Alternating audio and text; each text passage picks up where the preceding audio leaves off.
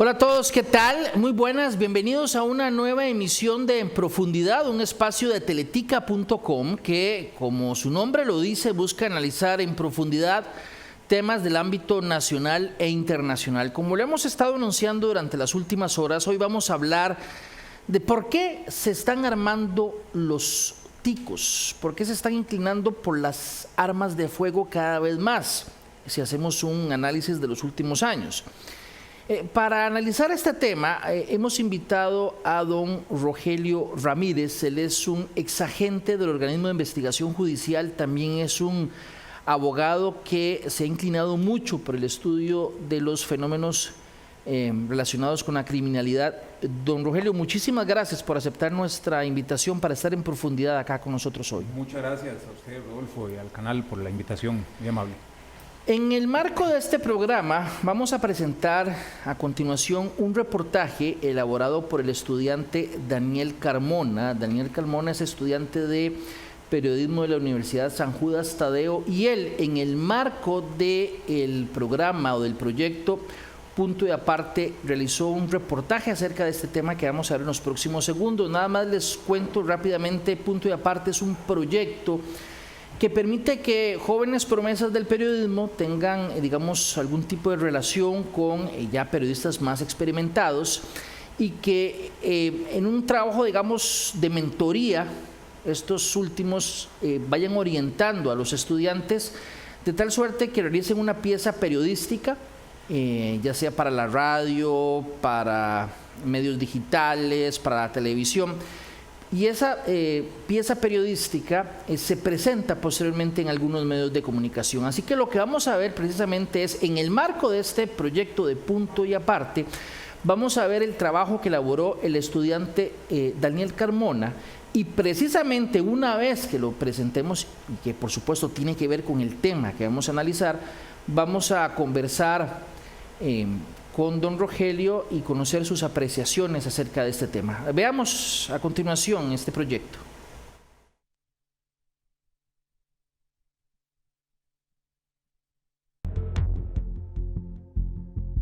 A ellos se les vincula con la masacre ocurrida el 17 de octubre del 2021. Los dos son sujetos de alto riesgo, de mucho peligro, acostumbrados a utilizar armas de fuego. Bueno, mi compadre, ¿cómo es? ¿Dónde va? Tira al suelo, papi, tira al suelo, me quiebro aquí a todo el mundo. Una joven de 19 años fue asesinada a balazos en el sector de Curime de Liberia. Mi nombre es Jesús Ugalde, tengo 27 años. En el 2017 fui víctima de un asalto con arma de fuego. Bueno, yo recuerdo cuando íbamos por Vargas, y bueno, íbamos caminando yo y otros dos amigos. En eso me acuerdo que a lo largo, en una cuesta, vemos como que viene dos maes y uno cruza la calle. Y yo reaccioné a defenderme. Entonces yo me agarré con el mae, yo perdí como la noción de todo lo que estaba pasando en ese momento a mi alrededor. Como por el rabo del ojo, por así decirlo, nada más vi que venía un mae que se levantó una camisa y sacó algo.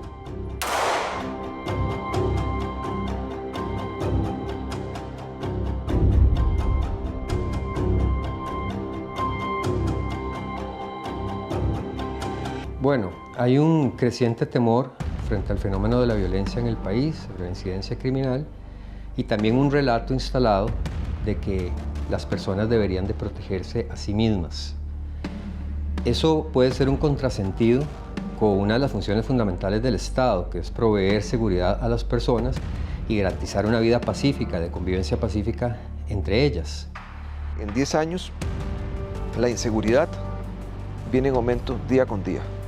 Los ticos no se sienten seguros en su propio país. Aparte de eso, los deportes que requiere el uso de armas de fuego se han venido popularizando en los últimos 10 años aún más. Entonces, no es de asustarse ni de admirarse que una sola persona pueda tener varias armas inscritas para diferentes categorías deportivas que practica. También, como te digo, el acceso de las empresas de seguridad privada a ofrecer un servicio bajo la creciente demanda de la ola de delincuencia que nos azota. Entonces, todos esos factores inciden tal vez que en los últimos 10 años la necesidad del tico de armarse haya subido.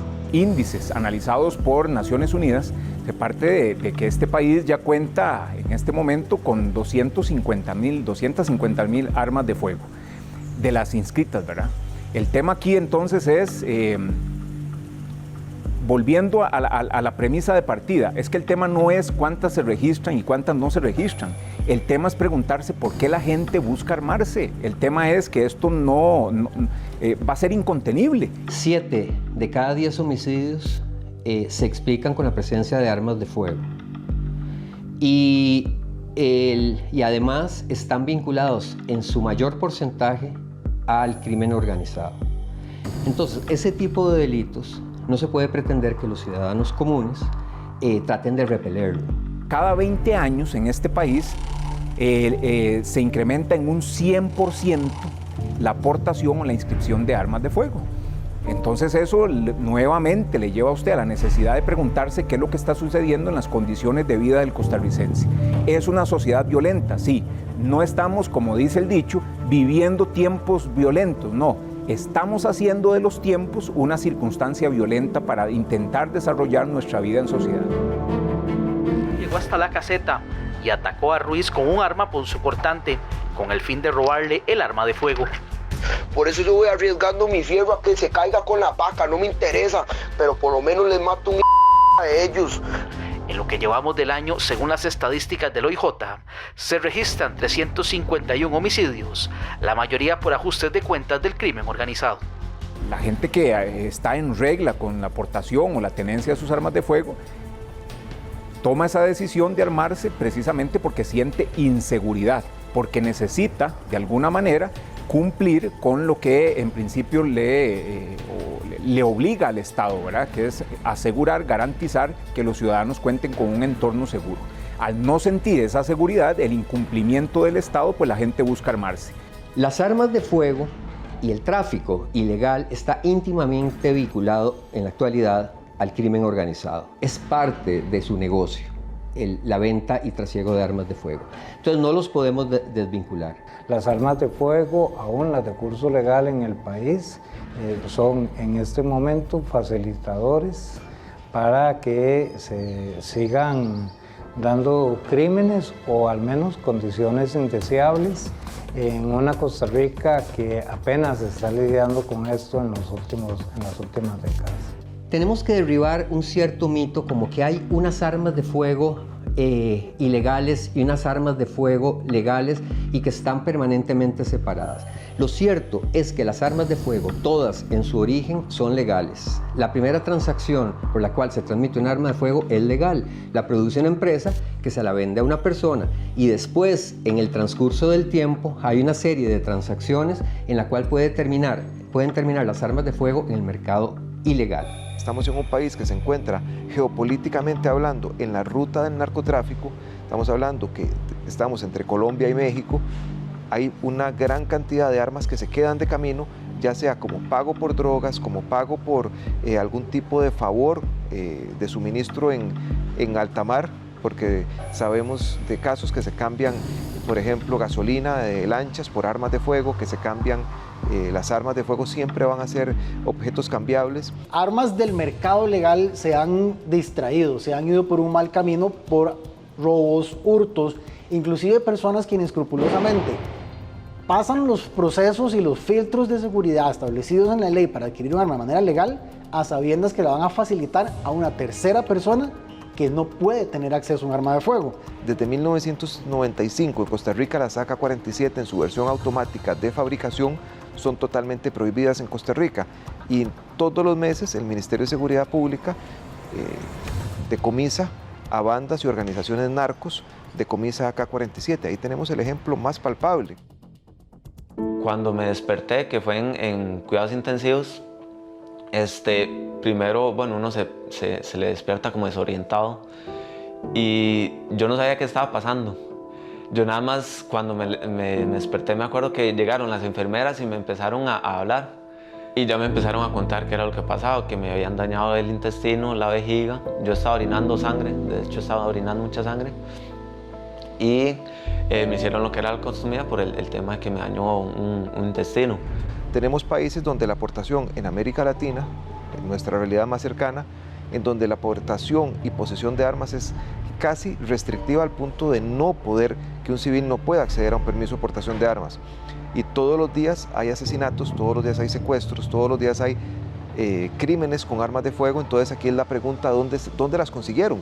Si prácticamente los civiles no tienen acceso, las empresas de seguridad no los dejan tener armas, casi que las armas solo pueden estar en manos de las fuerzas de la policía, entonces es todo un mito. El mercado negro siempre va a existir. Se supone que el control debe iniciar desde que el arma ingresa al país. ¿Y de qué controles estamos hablando? No estamos hablando solamente de anotar número de serie y bueno, todos los trámites fiscales, no estamos hablando de eso. Estamos hablando de un control incluso de huella balística para poder determinar cuáles armas de fuego se ven involucradas en actividad delictiva, sin necesidad de recurrir en todos los casos a la obtención o al decomiso del arma, a la localización del arma. Si usted se pone a analizar, realmente son las condiciones sociopolíticas las que van a incidir en los índices de delincuencia. Estamos hablando de desempleo, estamos hablando de narcotráfico, el narcomenudeo y todo ese tipo de actividades conexas a actividades ilícitas grandes, las que van a generar que la tasa de delincuencia aumente. Habíamos mencionado que el problema de la violencia es un problema complejo y multifactorial. Por lo tanto, no podemos atender solo ciertos factores vinculados directamente a la comisión de los ilícitos y de los actos violentos, sino que tenemos que atender todo el caldo de cultivo, todas las condiciones que contribuyen a la generación de problemas de violencia. Temas que tienen que ver con desigualdad, falta de oportunidades de desarrollo, asimetrías en las oportunidades para las personas a nivel territorial, acceso a servicios públicos de las personas. Todas esas oportunidades son una lucha que se tiene que dar si se quiere superar las condiciones que provocan una sociedad fragmentada, una sociedad donde prospera la violencia. Por supuesto que es inquietante cuando uno, lamentablemente observa algo que debería de ser obligación del Estado y lo ve como una utopía, algo inalcanzable. Bueno, pero es que las utopías precisamente sirven para eso, para tener un norte, tener un camino, tener un horizonte hacia el cual caminar. ¿Cuál es la problemática que se ha dado en los últimos 30, 40 años? Que simplemente no se da el paso inicial. No se da el paso inicial y solamente se apuesta a controlar cada vez más lo que es legítimo y lo que es el derecho del ciudadano. Es muy importante fortalecer esas acciones y, como decía antes, el desarrollo de políticas públicas claras, con asignación de recursos, que incluyan mecanismos de monitoreo y evaluación y que impliquen coordinación interinstitucional, es fundamental. Dejar de pensar el Estado en silos y que hay una parte que se dedica solo a la salud, una parte que se dedica solo a la educación, otra que se dedica a la protección social. Lo que hay que buscar es un Estado que entienda la interacción entre todas las actividades que realiza y que eso al fin y al cabo debe llegar de manera conjunta a las comunidades. Entre más miseria, entre menos trabajo, entre menos cultura, entre menos posibilidades de estudio, por ejemplo, pues usted va a tener una sociedad más violenta. Y la sociedad violenta, por oportunidad, va a tratar de buscar armas de fuego o herramientas para cometer un delito, igualmente en condiciones violentas. El tema entonces es no dejar en desventaja al ciudadano que simplemente busca defenderse. El proceso psicológico, el emocional es lo más difícil. Y parte de eso fue cuando yo me acuerdo que mis pesadillas eran que yo tenía la colostomía, por ejemplo, que me sucedía lo mismo y yo me despertaba en el hospital. Entonces era como que uno lo recordaba una y otra vez. Incluso, imagínense que eso fue hace 5 años. Esas pesadillas siguieron, ¿qué? 3, 4 años. Ya en este momento no las tengo. Las he tenido como una vez perdida, pero antes era como que prácticamente todos los días.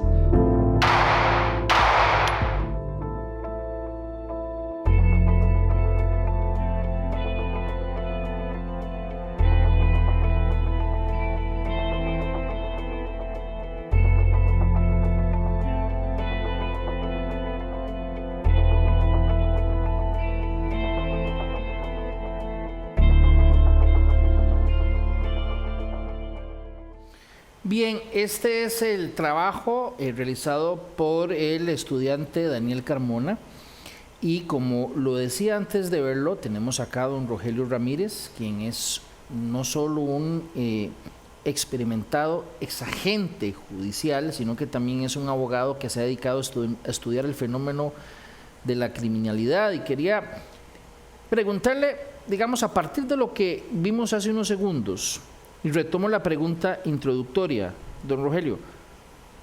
Usted la contestó en el reportaje en alguna medida, pero ampliémosla. ¿Por qué se arman los ticos? Sí, indudablemente hay dos puntos de vista. Vamos a ver, hay que abarcar las dos posibilidades en cuanto a la posesión y uso de armas de fuego.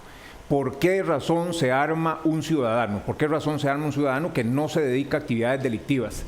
La respuesta es muy sencilla, se arma, busca armarse porque siente miedo, tiene inseguridad. Por lo tanto, limitar ese derecho es prácticamente caer en la falacia del ciudadano mártir y apostarle entonces de manera inadecuada a que los ciudadanos tengan que exponerse una y otra vez diariamente a que sean no solamente lesionados, sino asesinados incluso, simplemente por no tener con qué ejercer una legítima defensa. En el otro lado, los delincuentes buscan armarse pues simplemente porque es un tema de herramienta útil para cometer su delito, es un tema de procurar oportunidad y la mayor ventaja posible pues para realizar su cometido criminal. Entonces, en tanto no se observe, en tanto no se analice esa respuesta de fondo, de esa respuesta a profundidad, pues obviamente lo que va a quedar son explicaciones breves, ligeras, de pronto populista si se quiere, cuando en realidad la solución es más integral y es más profunda. Vamos a ver, hay dos extremos, unos que plantean que el ciudadano debería permitirse armar con todo para enfrentar la arremetida de la delincuencia, otros más bien consideran que debería de erradicarse en la mayor cantidad posible la cantidad de armas y hacerla casi imposible para que el ciudadano se arme. En esos dos extremos, me parece que su posición va como en el centro, en alguna medida. Así es. Mi posición es que no puede tampoco de ninguna manera dejarse en indefensión, no puede prohibirse a ultranza y por una decisión no analizada, prohibirse que un ciudadano tenga acceso a armas de fuego para defenderse. Pero es que la situación la dicta, o la posición intermedia la dicta la circunstancia actual de país. Estamos en un país violento, estamos en un país donde el Estado no está cumpliendo a cabalidad con lo que legitima a sus instituciones, como es la seguridad pública, y por lo tanto no es justo, si se quiere ver de esa manera también, no es justo dejar en indefensión al ciudadano. En otras circunstancias, en un país con cultura, en un país con educación, con oportunidades de empleo, con etcétera, pues obviamente lo mejor sería que no exista la necesidad de tener un arma de fuego. No que haya armas de fuego o no, en realidad eso no es importante, sino la necesidad en el ciudadano de armarse por miedo, por incumplimiento del Estado. El término medio es, bueno, tampoco es que como en otras latitudes, que el ciudadano tenga derecho a aportar o a tener 5, 6, 10 armas de fuego, independientemente del calibre, no se trata de eso tampoco, pero sí un término medio donde no se le prohíba al ciudadano defenderse cuando tenga que hacerlo. Y ahí entra el otro gran tema, ¿verdad? El otro gran tema que es qué tan capacitados están siendo los usuarios de armas de fuego en este país. Porque en los últimos sucesos hemos visto que muchas veces las decisiones de defenderse o de lo que el ciudadano cree defenderse, pues lo lleva a un problema legal, lo lleva a tomar una decisión que no corresponde con esa ideación defensiva. Ahora bien, usted lo señalaba y es cierto, digamos, en este país ha habido un incremento de criminalidad. Ya otras oportunidades hemos analizado este tema y el ciudadano en muchas oportunidades ha reaccionado. Sin embargo, la preocupación legítima de muchos, y me parece realmente legítima, es que si al final todo el mundo termina armado, no va a disminuir la criminalidad, sino que va a ser un fenómeno exponencial. Al final podría terminar todo el mundo disparándole a todo el mundo y perdiendo las armas el que la tiene legalmente para que se la roban y la utiliza la delincuencia al final. Quiero decir, el armarse también implica necesariamente un riesgo de aumento de la criminalidad, difícilmente de disminución. Sí. A ver, viéndolo desde esa perspectiva puede ser que tenga, que resulte lógico. El tema es que estamos dejando de ver en ese argumento, estamos dejando de ver lo que subyace, es decir, lo que está en profundidad del fenómeno. No estamos hablando entonces de la posibilidad que tenga un ciudadano de armarse y de posibilitar su defensa, sino que estamos hablando de las condiciones integrales que han vuelto violento al ciudadano. Y ese es el gran tema de fondo. Ok, el gran tema de fondo de la criminalidad, porque y usted como estudioso del fenómeno, y creo que mucha gente lo ha externado, la criminalidad es multicausal. No se puede decir que es una sola cosa. No es la presencia de armas necesariamente el único detonante de criminalidad, ni es, digamos, algunos dicen que la cantidad de las penas, quiero decir, no se puede limitar a un solo factor el tema de la criminalidad y sus motivadores o sus motores. Pareciera que hay un montón de factores, pero los más importantes para quienes son los estudiosos, me gustaría que usted opinara al respecto, es, por ejemplo, el desempleo es un motivo de criminalidad, la desigualdad social es un motivo de criminalidad, la exclusión de las escuelas o de los colegios es un motivo de criminalidad. Alguien una vez muy interesante planteaba que el delincuente potencial tiene 3 círculos concéntricos que evitan que vaya y que sea o que termine haciendo un hecho delictivo. Uno es la familia, su primer gran círculo de contención. Otro son sus amigos y otro es el centro educativo. Si una persona está protegida por el círculo de la familia, amigos y centro educativo, o digamos educación formal, es muy difícil que termine en criminalidad. Pero si la familia es disfuncional, si los amigos son todos metidos en temas de criminalidad y la persona no va al colegio o no estudia, sí, no tiene ningún tipo de barrera que impida llegar hasta donde está el crimen. Correcto, absolutamente de acuerdo. Vamos a ver, mire, el artículo 23 bis de la Ley de Armas y Explosivos obliga al Estado a llevar controles efectivos para que las armas que están en el mercado, en el comercio, en el mercado lícito, no lleguen a ese mercado negro o a la posesión de personas en el ámbito ilícito, en el ámbito delictivo. Y le voy a dar una cifra para responder si el Estado está cumpliendo o no con esa obligación. Resulta que de 244,000 armas registradas, solamente 11,000, según los datos que reportó el mismo ministro de Seguridad, el anterior ministro de Seguridad, solamente 11,000 de esos usuarios que han registrado armas tienen su documentación al día y tienen su documentación estrictamente como debe ser y como demanda la ley. Dígame si no es una falta de control entonces de las instituciones, pero entonces como hay incapacidad, como hay ineficiencia por parte de la institución estatal, entonces la salida más fácil, la salida más rápida es tratar de limitarle al ciudadano el acceso a las armas. Pero es que esto nos lleva a otro tema importante. Aunque se eliminaran en este país todas y cada una de las armas de fuego que puedan llegar a manos de civiles, resulta que la delincuencia no disminuiría, simplemente lo van a matar a usted y lo van a asaltar con un cuchillo, lo van a asaltar con un puñal, con un garrote, con un bate, porque el tema es más de fondo, el tema es qué es lo que está generando una personalidad violenta. Pero la presencia de armas no dispara algunos de los indicadores de criminalidad. Sí, también. es posible. O sea, es más fácil al final terminar asaltando con una pistola que con un cuchillo. O sea, claro. La presencia de las armas sí puede generar mayor criminalidad como tal. Claro. Pero usted lo que me está planteando es que si el Estado ejerciera su trabajo de manera más eficiente, no solo en el tema del control, sino lo que decíamos, en el tema de la atención integral de comunidades, en el tema de darle mayores oportunidades a la gente, en el tema de que en lugar, algo tan sencillo como que un parque abandonado donde los chiquillos van a jugar, termina siendo un lugar abandonado por completo, en donde la gente llega más bien a consumir drogas.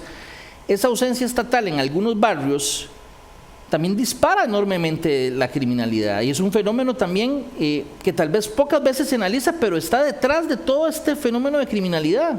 Correcto. Por eso mismo, Rodolfo, es que usted se topa con iniciativas, se topa con ideas de gente que simplemente propugna porque se limite en absoluto la posesión de armas por parte del ciudadano. Pero es que se está dejando el tema de fondo, se está dejando eso, se está dejando el tema de la educación, se está dejando el tema de las oportunidades laborales, y como eso implica necesariamente una respuesta política, una respuesta sociológica, una respuesta más integral, obviamente más compleja, pues se apuesta a lo que se tiene más cerca, y lo que se tiene más cerca es el ciudadano que simplemente está intentando defenderse ante una posible agresión de un delincuente. Entonces, en estas circunstancias es imposible pensar en una Costa Rica desarmada. En estas circunstancias no es posible hasta tanto no se atiendan esos generadores de violencia y esos generadores de delincuencia violenta, que son dos factores importantes que se suman. Como bien lo dice usted, el tema es que se da por hecho de que las zonas marginales, bueno, ya pasaron a ser normales, por ejemplo, en este país, cuando en realidad no deberían de existir. No puede haber un sector de la población que se tenga como marginal y por lo tanto no le llegan los recursos, no le llegan las oportunidades de empleo, de educación, para tomar decisiones distintas a la criminalidad.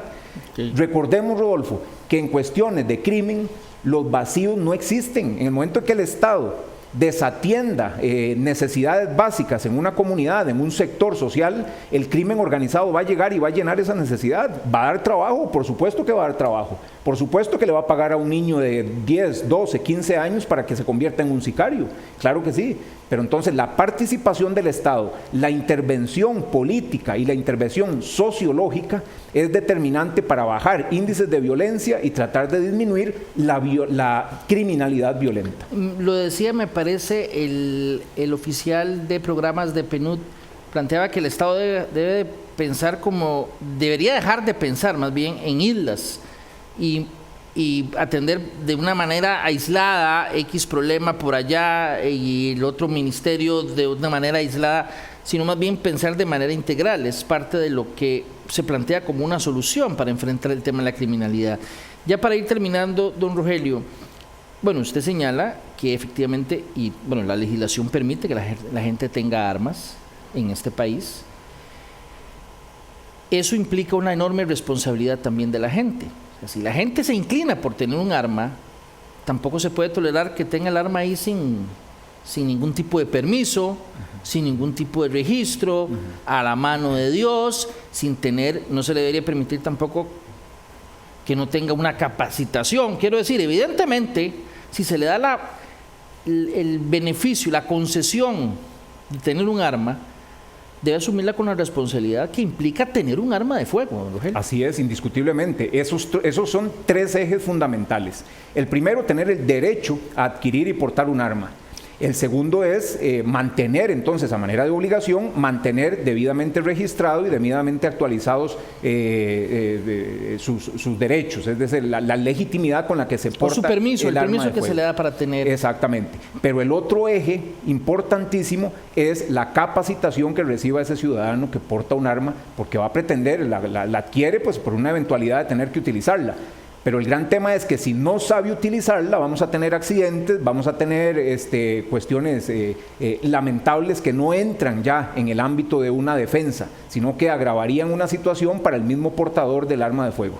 Y eso también se mueve muy ligero, se maneja de manera muy ligera y sin control en este país. Por lo tanto, un ciudadano que pretenda utilizar el arma para una legítima defensa puede ser que ni siquiera sepa, Rodolfo, qué es una legítima defensa y cuando la ley permite utilizar incluso un arma de fuego que puede quitarle una vida para defenderse de ¿Qué le parece si repasamos la legítima defensa? Tiene que haber una agresión ilegítima de parte de alguien. Usted está en su casa durmiendo, descansando y de repente se da cuenta que alguien entró a su casa sin su permiso, posiblemente encapuchado o no encapuchado, pero entró. Ahí hay una agresión ilegítima. Alguien llegó al lugar donde usted descansa y está poniendo en peligro la vida suya y de su familia. Correcto. Y también hay que tener claro, ¿verdad? No se trata de esperar a ser agredido materialmente, físicamente, no se trata de eso. No, si la persona en la casa ya uno sabe que, por supuesto, que hay un no riesgo. Llegó a saludarlo. Hay un riesgo inminente, ¿verdad? Y no solamente en un domicilio, porque la ley es especialmente enfática en eso. por el riesgo hacia los habitantes de ese domicilio, sino en cualquier parte, en un ámbito público. Usted no tiene que esperar a que la persona realmente lo agreda, lo corte, le dispare, no, es simplemente la ley prevé que la legítima defensa requiera de una inminente agresión ilegítima, no provocada, y entra en cuenta también un tema de raciocinio, de decisión, y por eso es tan importante la capacitación. No es solamente incurrir para repeler una agresión, no se trata de tener o de echar mano del arma que se tenga, porque si a usted simplemente le dan un pescozón o le dan un golpe, usted no le va a disparar a esa persona, aun cuando ese golpe sí resulta ser una agresión. Pero también hay un tema de equilibrios, ¿verdad? No solamente creo que, y usted nos puede aclarar, se señala claramente cuando también existe el riesgo del exceso en la defensa. Cuando ya no hay peligro, ya el peligro ya no es inminente para la persona, ¿verdad? Ya pasó todo y ya en esa situación su vida no está en peligro, ya lo que pase en adelante puede ser un problema para el que está defendiéndose también. Absolutamente, claro, por supuesto. No es posible asimilar a una legítima defensa que a usted lo asalten y usted, dándole seguimiento al asaltante, usted le dispare por la espalda. 500 metros, lo persiga jamás. Ya la agresión como tal ya pasó, ya perdió vigencia, y lo que queda de ahí en adelante eventualmente sería argumentar un estado de emoción violenta o sería un exceso en la defensa, pero para efectos de procurar una pena menor, para que se tome en consideración ese estado mental en la persona que actuó, que reaccionó. Pero no estaríamos ante una legítima defensa, porque la agresión tiene que ser actual o tiene que ser inminente. Don Rogelio, le agradezco muchísimo. Creo que este tema, del cual realmente se habla poco, y hay muchas posiciones, y creo que hay que escuchar todas las posiciones. El trabajo de Daniel presenta varias posiciones, es tal vez lo interesante del trabajo, presenta varias posiciones. Es un tema del cual creo que se habla poco, y creo que se debería hablar más, don Rogelio, sobre todo ahora que hay una proyección de parte de las autoridades de que sí, el tema de los homicidios dolosos principalmente, y los homicidios dolosos pesan mucho, el tema de las armas de fuego, están creciendo considerablemente. Entonces creo que es un tema que hay que retomarlo con mayor insistencia en la agenda pública, don Rogelio. Sin duda alguna, sin duda alguna. Hay que tratar este tema en profundidad, porque si nos quedamos con soluciones superficiales, el problema no va a tener la solución que la ciudadanía merece. Gracias, don Rogelio, y gracias a ustedes por acompañarnos. Este programa lo repetimos esta noche, también lo va a poder encontrar en la plataforma de YouTube y también en la cuenta de teletica.com, y también lo va a poder encontrar en el micrositio de En Profundidad. Si Dios lo permite, los esperamos en una próxima entrega. Hasta entonces.